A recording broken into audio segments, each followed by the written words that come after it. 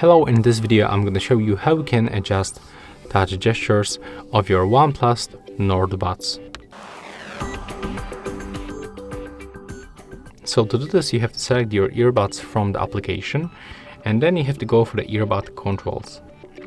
And right here we can find controls for the left and the right earbud. And we can find few controls like single tap, double tap, triple tap, and the touch and a hold. As you can see, in my case, this last option is not even set up for the both earbuds, so let's try to customize it. Let's click on it once, and as you can see right now, we can switch between devices.